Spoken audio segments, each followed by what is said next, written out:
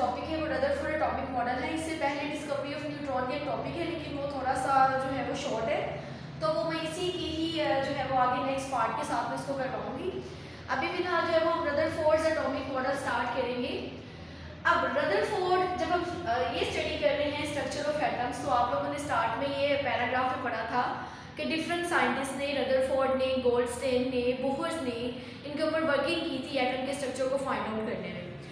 सबसे पहले जो साइंटिस्ट थे गोल्डस्टेन, उसका आपको पता है कि गोल्डस्टेन ने प्रोटॉन की डिस्कवरी की थी और जे.जे. थॉमसन ने इलेक्ट्रॉन की डिस्कवरी की थी। और हमें ये भी पता है कि प्रोटॉन के ऊपर जो है वो पॉजिटिव चार्ज होता है और इलेक्ट्रॉन के ऊपर नेगेटिव चार्ज होता है। रदरफोर्ड का ये कहना था कि जब जे.जे. थॉमसन और गोल्डस्टेन ने ये कहा कि एटम के अंदर, अगर आपको याद हो प्लम पुडिंग वाली थ्योरी, तो वो कहता था कि इसके अंदर जो है वो इलेक्ट्रॉन्स प्रोटॉन्स के साथ जो है वो एक ही एटम में एग्जिस्ट कर रहे होते हैं। तो उसका ये कहना था कि एक ही एटम के अंदर नेगेटिव और पॉजिटिव चार्जेस कैसे कोएग्जिस्ट कर सकते हैं, कैसे एक इकट्ठे रह सकते हैं एक ही एटम के अंदर। तो उसको स्टडी करने के लिए रदरफोर्ड ने एक एक्सपेरिमेंट किया और वो एक्सपेरिमेंट उसने गोल्ड फॉइल एक्सपेरिमेंट किया। गोल्ड फॉइल क्या है? अक्सर जब आप लोग जो है वो डेजर्ट्स खाते हो, मिठाइयाँ वगैरह, तो मिठाइयों के ऊपर आप लोग देखते होंगे कि एक सिल्वर कवर लगा हुआ होता है या गोल्डन कवर लगा हुआ होता है। तो वो जो गोल्डन वर्क होता है, गोल्डन कलर का जो कवर लगा हुआ होता है किसी भी मिठाई के ऊपर, तो वो क्या होता है? वो गोल्ड फॉइल होती है। ठीक है, ये बहुत ही ज़्यादा जो है वो थिन होती है, 0.004 सेंटीमीटर थिन होती है। इतनी थिक होती है कि आप इसे अगर हाथ में पकड़ते हैं डायरेक्टली तो ये टूट जाती है। ठीक है, अच्छा जी। उसके बाद देखिए उसने गोल्ड फॉइल एक्सपेरिमेंट किया। आपको ये डायग्राम यहाँ पर दिखाई गई है। गोल्ड फॉइल के जो है वो आपको एटम्स दिखा दिए गए हैं। ठीक है, ये गोल्ड फॉइल के एटम्स को उसने जो है वो रिप्रेजेंट यहाँ पे कर दिए। अब इसके एक्सपेरिमेंट की तरफ चलते हैं। पर्पस क्या था रदरफोर्ड के एटम के स्ट्रक्चर को, एटॉमिक मॉडल को स्टडी करने का? How positive and negative charges could coexist in an atom. Coexist means कैसे इकट्ठे रह सकते हैं इन एन एटम, एक ही एटम के अंदर पॉजिटिव और नेगेटिव चार्जेस जो है वो किस तरह एग्जिस्ट करते हैं। ये बेसिकली पर्पस था। इसके लिए रदरफोर्ड ने गोल्ड फॉइल ली और उसके ऊपर एक्सपेरिमेंट किया। क्या किया? उसने एक्सपेरिमेंट किया, बम्बार्डमेंट करवाई इसकी अल्फा पार्टिकल्स की। अल्फा पार्टिकल्स को बेटा हेलियम न्यूक्लियाई भी बोला जाता है। पहले आपने इतना याद रखना है कि उसने गोल्ड फॉइल ली, सोने का वर्क लिया और उसके ऊपर जो है वो उसने बम्बार्डमेंट करवाई अल्फा पार्टिकल्स की। मतलब अल्फा पार्टिकल्स की बम्बार्डमेंट का मतलब है कि उसके ऊपर अल्फा पार्टिकल्स फेंके। ठीक है, अब ये अल्फा पार्टिकल्स एक्चुअली में कहाँ से आते हैं? Alpha particles emitted from the radio active elements. अब यहाँ पे बात आती है कि रेडियो एक्टिव एलिमेंट्स जो है वो कौन से होते हैं? ऐसे एलिमेंट्स जो रेज को इमिट करते हैं, जो शुआओं को इमिट करते हैं, उनको हम रेडियो एक्टिव एलिमेंट्स बोलते हैं। जैसे आपने ये सुना होगा कि जो कैंसर के पेशेंट्स होते हैं उनकी जो है वो रेडियोथेरेपी की जाती है, उनको शुआएं लगवाई जाती हैं, तो उसमें भी ऐसे ही रेडियो एक्टिव एलिमेंट्स जो हमें यूज़ करे होते हैं। ऐसे एलिमेंट्स जो कि रेडिएशन इमिट करते हैं उनको रेडियो एक्टिव एलिमेंट्स बोला जाता है। अब यहाँ पे 2 टाइप्स के रेडियो एक्टिव एलिमेंट्स ने यूज़ किए हैं, radium and polonium. These are 2 radioactive elements. अब ये दोनों रेडियो एक्टिव एलिमेंट्स मिलकर जो है वो अल्फा पार्टिकल्स को ड्राइव करते हैं और अल्फा पार्टिकल्स आपके पास न्यूक्लियाई ऑफ हेलियम को बोला जाता है। ठीक है, यहाँ पे मैंने लिख भी दिया है, bombardment of alpha particles and alpha particles called as helium nuclei. He2 positive के साथ इसको रिप्रेजेंट किया जाता है। हेलियम न्यूक्लियाई का मतलब क्या होता है कि हेलियम अपने 2 इलेक्ट्रॉन्स को जब रिमूव कर देगा तो ये आपके पास 2 प्लस आएगा, प्लस 2 इलेक्ट्रॉन्स, क्योंकि इलेक्ट्रॉन्स के रिमूव होने से चार्ज जो है वो पॉजिटिव आता है। तो ये हमारे पास जो है वो हेलियम न्यूक्लियाई आ जाएंगे। किससे इमिट करवाएंगे? रेडियम एंड पोलोनियम से। ठीक है, अब क्या एक्सपेरिमेंट होगा? ये देखिए इस डायग्राम के अंदर ये आपको 2 पॉजिटिव चार्जेस जो है वो यहाँ पर शो कर दिए गए हैं। इट मीन्स ये आपके पास गोल्ड फॉइल एक्सपेरिमेंट की एक शीट बनाई गई है और उसमें जो है ये पॉजिटिव चार्जेस शो किए गए हैं। ये पॉजिटिव चार्जेस का मतलब क्या है? Helium 2 positive. इट मीन्स कि ये इसके पास 2 पॉजिटिव चार्जेस हैं, तो उसको हेलियम लिखने की बजाय यहाँ पे 2 पॉजिटिव चार्जेस के साथ उसको मेंशन कर दिया गया है, क्योंकि ऊपर जो है वो 2 पॉजिटिव चार्ज है। ठीक है, अब उसने ऑब्जर्वेशन क्या की? जैसे ही उसने इन हेलियम की बम्बार्डमेंट करवाई, बम्बार्डमेंट कराने से उसने ये देखा, अब इस डायग्राम की तरफ आए तो आपको ये कुछ जो है वो बिल्कुल स्ट्रेट लाइन्स जो है वो गुजरती हुई नजर आ रही हैं, कुछ जो है वो थोड़ी सी डिफ्लेक्ट हो रही हैं, डिफ्लेक्ट का मतलब है थोड़ी सी जो है वो मुड़ रही हैं, कुछ जो है वो ज़्यादा डिफ्लेक्ट हो रही हैं लाइक दिस, और कुछ जो है वो बाउंस बैक हो रही हैं, वापस आ रही हैं। ठीक है, ये उसकी ऑब्जर्वेशन थी। अब उसने क्या ऑब्जर्वेशन दी, वो कहते हैं almost all particles pass through the foil undeflected, तमाम पार्टिकल्स, अल्फा पार्टिकल्स तमाम के तमाम गुजर गए सिवाय चंद एक के जो कि डिफ्लेक्ट हुए होंगे। ठीक है, almost all particles pass through the foil undeflected, undeflected का मीन्स है देयर इज नो टर्निंग, कोई टर्निंग नहीं हुई। और अब इसमें से देखो आपको बहुत सी लाइंस जो है वो स्ट्रेट नजर आ रही हैं, दीज आर अनडिफ्लेक्टेड पार्टिकल, ये डिफ्लेक्ट नहीं हुए बल्कि स्ट्रेट गुजर गए एटम के अंदर से। ठीक है, तो ये उसकी ऑब्जर्वेशन थी एक। दूसरा उसने क्या कहा, आउट ऑफ 20,000 पार्टिकल्स, 20,000 पार्टिकल्स में से only a few were deflected, few का मतलब होता है चंद, वर डिफ्लेक्टेड, कुछ जो है वो डिफ्लेक्ट हुए। देखें यहाँ पे ये आपको एक डिफ्लेक्शन शो कर रहा है, ये इस तरह से ये डिफ्लेक्ट हो रहा है, फिर यहाँ पे आपको ये डिफ्लेक्शन शो हो रही है। ठीक है, deflected at fairly large angle, कुछ जो है वो बड़े एंगल पे उसकी डिफ्लेक्शन होगी, जैसे ये लार्ज एंगल पर डिफ्लेक्शन शो कर रहा है। And few bounced back, bounce back का मतलब होता है जब आप किसी चीज़ को हिट करते हो, जैसे आप बॉल किसी दीवार के ऊपर क्यों फेंको तो वो वापस आ जाती है, तो इसी तरह जब इसने बम्बार्डमेंट की तो ये देखो ये बाउंस बैक हो गई by hitting the gold foil, gold foil के साथ ये टकराए और बाउंस बैक हो गए, वापस आ गए। ठीक है, दोबारा से देखिए, almost all particle pass through the foil undeflected, जो स्ट्रेट लाइन शो कर रहे हैं। Out of 20,000 particles only the few were deflected at fairly large angle, कुछ जो है वो बड़े एंगल के ऊपर डिफ्लेक्ट हुई, मुड़ गई। And few bounce back on hitting the gold foil, कुछ जो है वो वापस आ गई, जैसे कि ये आपको नजर आ रहा है। ठीक है, चलो मैं यहाँ पर भी जो है वो इसको करके दिखा देती हूँ।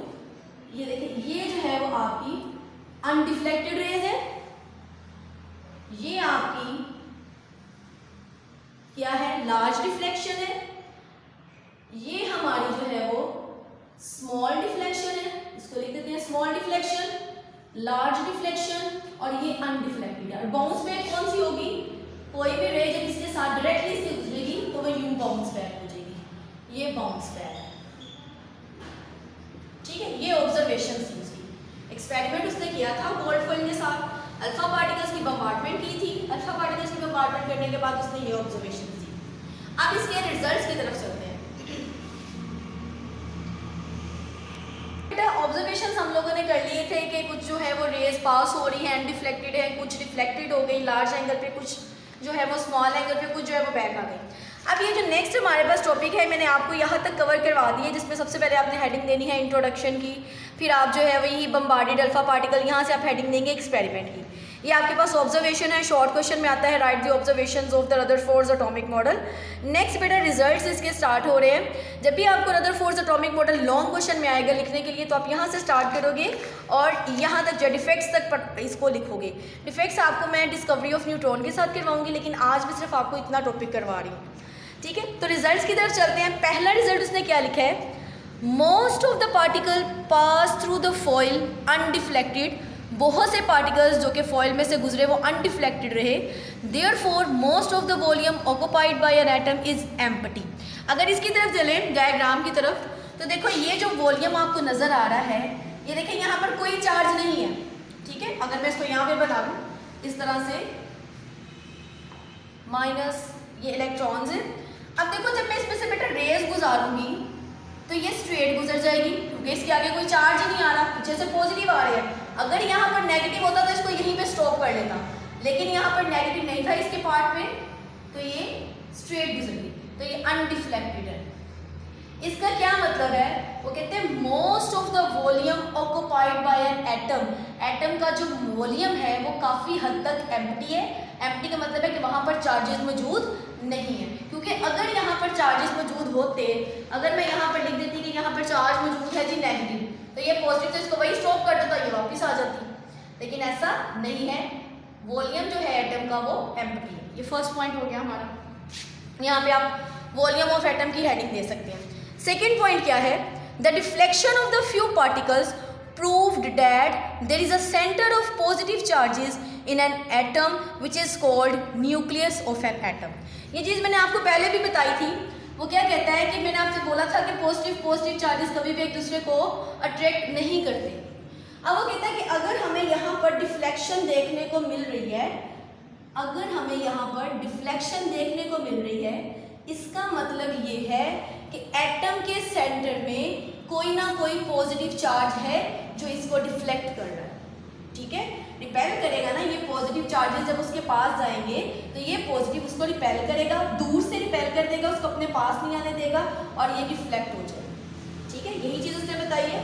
Reflection of the few particle prove that there is a centre of positive charge, centre में कोई ना कोई पॉजिटिव चार्ज है in an atom which is called nucleus of an atom, और इसको उसने नाम क्या दे दिया है, न्यूक्लियस का। ये जो सेंटर है इसको उसने नाम दे दिया है न्यूक्लियस का। सही हो गया। अच्छा, इस सब डायग्राम को जो है मैं रेस करती हूँ ताकि हम नेक्स्ट पॉइंट पे जो है वो चले। उसके लिए फिर से नई डायग्राम बनाते हैं। थर्ड पॉइंट देखें, यहाँ पे आप सेकंड वाले पॉइंट की न्यूक्लियस ऑफ एन एटम की हेडिंग दे देना। थर्ड पॉइंट है the complete rebounce of the few particle show that the nucleus is very dense and hard. आप देखें इसका क्या मतलब हुआ, ये मेरे पास न्यूक्लियस है। अब जब ये पॉजिटिव चार्जेस अल्फा पार्टिकल इसके ऊपर अटैक करेंगे, इसके साथ ये हिट करेंगे और ये वापस बाउंस बैक हो जाएंगे। इसका क्या मतलब हुआ, एक तो इसमें रीज़न ये है कि पॉजिटिव में से कभी भी इसको पास नहीं होने देगा, डिफ्लेक्ट होगा। दूसरा वो ये कहता है कि ये चीज़ हार्ड है, ये हार्ड है, डेंस है, हैवी भी है और ये सख्त भी है। इसी वजह से ये अपने अंदर से किसी चीज़ को गुजरने नहीं देगा, बल्कि जो चीज़ इसके साथ टकराएगी उसको वापस कर देगा। सेम वही एग्जांपल कि अगर आप बॉल को किसी हार्ड चीज़ के साथ हिट करते हो तो बॉल वापस आएगा, वो चीज़ जो है नहीं गिरेगी, ठीक है। तो ये इस तरह से हमारे पास जो है ये, इससे हमें पता चला कि न्यूक्लियस जो है वो हार्ड एंड डेंस है, किससे कि कुछ रेज जो है वो बाउंस बैक हो गए। नेक्स्ट पॉइंट पे चलते हैं। यहाँ पे आप जो है वो न्यूक्लियस हार्ड एंड डेंस की हेडिंग दे देना। Since a few particles were deflected, कुछ पार्टिकल्स जो हैं वो डिफ्लेक्टेड हुए, it shows that the size of the nucleus is very small as compare to the total volume of an atom. अब इसका क्या मतलब है, ये तो आपके पास एक एटम था। अच्छा, दूसरे एटम में बताती हूँ। अगर मैं न्यूक्लियस का साइज बहुत बड़ा कर दूँ इस तरह से, अब इसमें से रेज जो है वो इसके पास से गुजरेगी तो डिफ्लेक्ट हो जाएगी, सही है। लेकिन क्या होगा कि हमें ये शो कर रहा है, ये हमें शो कर रहा है कि न्यूक्लियस का साइज स्मॉल है। अगर न्यूक्लियस का साइज बड़ा होता फिर तो ये रेस बैकबोन, ये होती जाती बैकबोन्स इस तरह से, ये इसमें से पास ही ना करती, ना ही डिफ्लेक्ट होती। लेकिन क्योंकि कुछ रेस डिफ्लेक्ट हो रही हैं, कुछ जो है वो स्ट्रेट गुजर रही हैं, इससे हमें ये पता चल रहा है कि जो न्यूक्लियस का साइज है वो स्मॉल है। इसी वजह से कुछ रेस जो है वो डिफ्लेक्ट हो रही है, कुछ बाउंस बैक हो रही है। अगर ये सारा ही जो है वो भरा होता, एटम का जो है वो न्यूक्लियस भरा होता, तो ये सारी की सारी रेज बाउंस बैक हो जाती, कोई भी इसमें से पास ना कर पाती। नेक्स्ट पॉइंट देखें, इसी को दोबारा से पढ़ लेते हैं। Since few particles were deflected it shows that the size of the nucleus is very small as compare to the total volume of an atom. उससे नेक्स्ट दिया गया है the electron revolve around the nucleus, जैसे भी आपको यहाँ दिखाया गया है। ये देखें, ये इलेक्ट्रॉन्स है, न्यूक्लियस के अराउंड ये रिवॉल्व कर रहे हैं, मूव कर रहे हैं सर्कुलर मोशन के अंदर। अच्छा जी, उसके बाद है जी an atom as a whole is neutral, therefore the number of electron in an atom is equal to the number of proton. अब इसका क्या कहने का मतलब है कि एक एटम जो है वो न्यूट्रल एटम है। न्यूट्रल का मतलब होता है इट हैज नो चार्ज, इसके ऊपर जीरो चार्ज होगा। क्यों? क्योंकि हमेशा पॉजिटिव और नेगेटिव एक दूसरे को कैंसिल करते हैं और आंसर हमारे पास जीरो आता है, ठीक है। अब देखो ये कहते हैं एक एटम के अंदर पॉजिटिव, जितने पॉजिटिव इलेक्ट्रॉन्स पॉजिटिव प्रोटॉन्स होंगे उतने ही हमारे पास इलेक्ट्रॉन्स होंगे। Proton and electrons are equal in an atom. एक एटम के अंदर number of protons are equals to the number of electron, it means positive charges are equals to the negative charges. तो atom whole as a neutral act करेगा। उसके बाद last point है except electron, ये एक short question भी बनता है। डिफाइन न्यूक्लियॉन्स, और ये हेडिंग भी न्यूक्लियॉन्स की यहाँ पे बन जाएगी। एक्सेप्ट इलेक्ट्रॉन्स, इलेक्ट्रॉन्स के अलावा all other fundamental particles lie within the nucleus are known as nucleons. All other fundamental particles में आपके पास क्या है, प्रोटॉन एंड न्यूट्रॉन, या आप यहाँ पे लिख लीजिएगा proton and neutrons date lie within the nucleus, जो कि न्यूक्लियस के अंदर होते हैं, आर नोन एज न्यूक्लियॉन्स, उनको न्यूक्लियॉन्स कहा जाता है। अच्छा, एक एटम के अंदर जो है वो न्यूक्लियस के अंदर प्रोटॉन और न्यूट्रॉन्स होते हैं और इलेक्ट्रॉन्स जो है वो इसके आउटर मोस्ट शेल्स में होते हैं, ठीक है। तो ये इसके बेटा रिजल्ट से इसकी आप हेडिंग दे लीजिएगा। फिफ्थ वाले की जो है वो आप लोग इलेक्ट्रॉन्स की दे दीजिएगा हेडिंग, और जो सिक्स वाला है इसकी हेडिंग आप लोग दे देना एटम एज अ न्यूट्रल। तो ये सारे आपका कंप्लीट हो जाएगा। इसके अलावा आपने इसको भी स्टडी करना है। जो रदरफोर्ड की इन्फॉर्मेशन दी गई है इसमें भी कुछ चीज़ अगर आपको समझ में नहीं लगी तो आप मेरे से पूछ लीजिएगा सेपरेटली। ओके।